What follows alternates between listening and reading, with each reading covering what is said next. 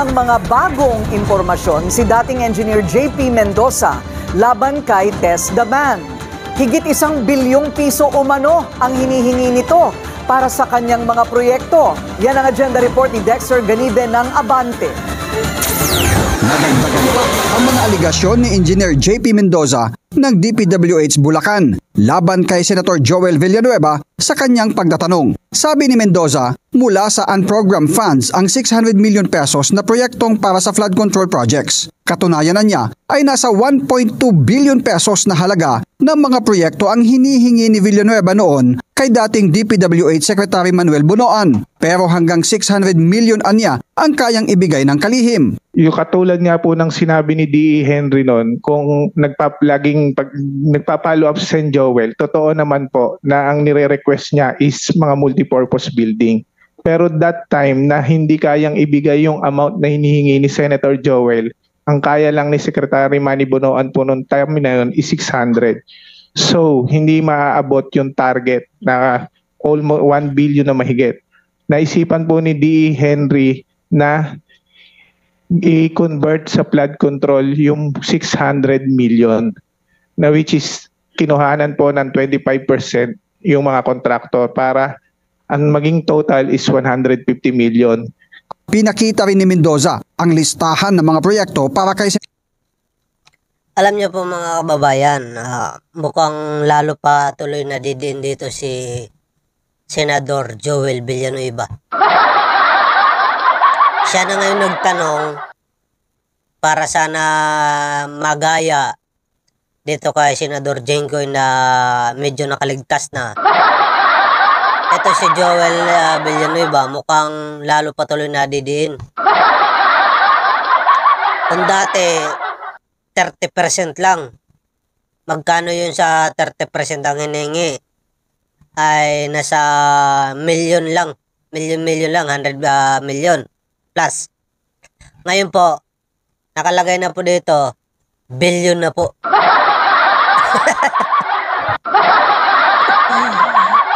Paano mo kaya ito ipagtatanggol, Joel Villanueva? Diba? Kasi sa totoo lang nakakapagtaka naman talaga.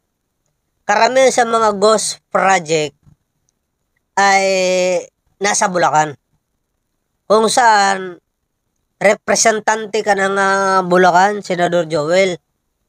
Diba? Hindi ba dapat ikaw ang nangunguna dyan para sawayin itong mga pasaway dyan sa Bulacan?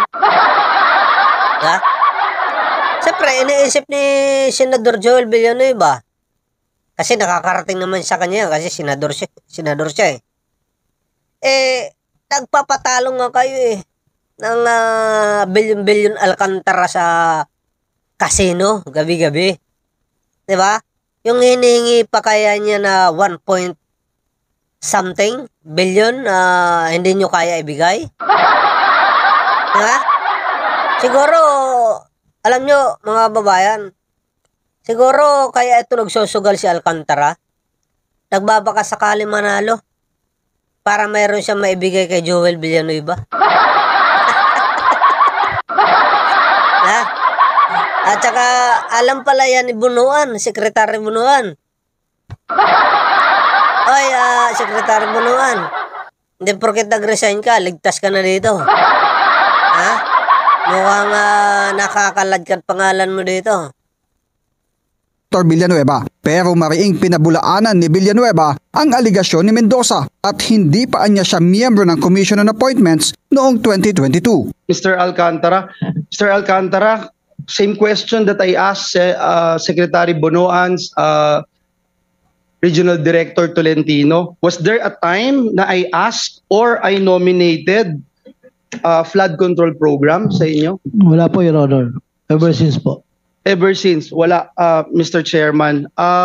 Was there a time na naglabi si Senator Villanueva for any contractor na in-endorse, pinakitaan ng pabor, or nilabi sa iyo, Mr. Alcantara? Wala po, Your Honor. Thank you, Mr. Chairman. Pinakita naman ni Senator Villanueva ang ginawa niyang kunwaring text message na kanyang pinicturan, kung saan nakalagay dito sa text ng congressman na idiin si Senator Villanueva. At may reply na, "Kayo na ang bahala sa akin, batchmate. Huwag niyo lang akong ibalik sa Senado." Sabi ni Villanueva, 20 seconds lang nagawa na ang nasabing mensahe para magmukhang pinicturan na mensahe sa isang cellphone. Nakakalungkot dahil yung chismis trying to destroy me, my name, our family, our loved ones. May mga anak din ako, Engineer Bryce, at higit sa lahat yung simbahan na aking nire-represent na milyong-milyong tao ang nire-respeto yung aking pananampalataya. Pero itinanggi ni Mendoza ang ganong pamimeke at hindi raw nila ito ginagawa. Bagay na sinupalpal ni Villanueva dahil sa paggamit nila Mendoza ng peking driver's license nang sila ay nagkakasino. Para sa agenda, Dexter Ganibe, Abante! Manatiling nakatutok. Ayun lang.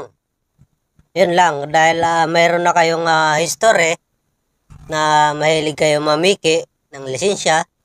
Kaya siyempre, isipin agad ni Joel Villanueva na hindi kayo kapanipaniwala dahil nga kung kaya nyo mamiki ng lisensya, kaya nyo rin mamiki kunyari ng text message. Halimbawa, bigyan ko kayo ng example. Kung anong ibig sabihin ng kunyari text message. Dalawa ang cellphone ko. Gagawa ako ng isang account. At para sa isa naman, yung isa. Kasi text ko ng isa. Gagawa lang ako ng senaryo, parang scripted. Diba? Paka-text ko dito, makikita doon, screenshot ko. Yun na yun, ang pinupunto dito mga babayan, siguro ni Joel Villanueva. Diba?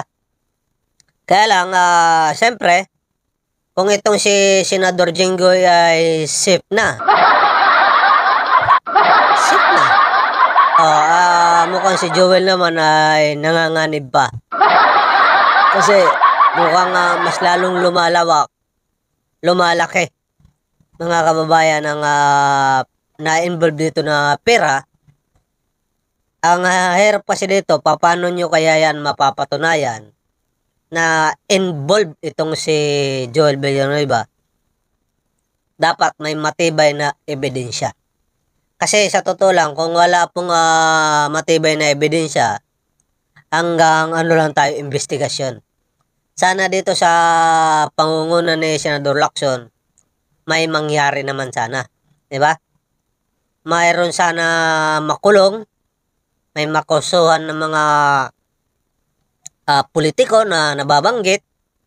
Diba? Bahala na sila. Bahala na sila ipagtanggol ang kanilang sarili. Kailangan lang talaga makita ng taong bayan na walang kinikilingan ang mga investigasyon na to. Kung sino ang tamaan dyan, rekomenda, sampahan ng kaso. Ngayon, yung sinampahan ng kaso, ay bahala na sila dyan. Bahala na sila kung sino gusto nilang ipagtanggol. Alright? Dyan sa, halimbawa, ako si Mr. Politiko. Sinampan ako ng kaso sa ombudsman. Ako na bahala. Naipagtanggol lang aking sarili. Ganun lang yun. Ang importante dito, hindi ako maitsapuira. Hindi ako maipagtanggol. Hindi sa akin por pabor. Diba? Para sa kapakanan ng taong bayan. Kasi yan po ang hinihintay nila. Na sana may mangyari dito sa mga flood control issue. Yeah? Kasi mukhang sa Congress wala na mangyayari. Kasi nga bali-balita na ipinatigil na ang investigasyon sa flood control. Sa madaling salita mga babayan, wala na. Hindi natin alam kung natakot ba, napahiya ba sa Senate kasi bumaliktad na naman ito si Bryce. Yeah? Yan ang problema dyan sa mga ganyan testigo na balimbing. Pagdating sa House, iba ang sinasabi. Pagdating sa Senate, iba rin ang sinasabi. Ha? Siguro, nagkaroon na sila ng usapan na wag na ngalak. Nadudurog na tayo sa mga dahil bumalik na si Bryce mga babayan Inaamin niya doon sa House, sangkot si Jinggoy, Joel, pagdating naman dito sa Senate, nawala na. Pambira. Kaya nalilito na tuloy taong bayan. Mas lalong nagagalit ang tao sa nangyayaring ito mga kababayan.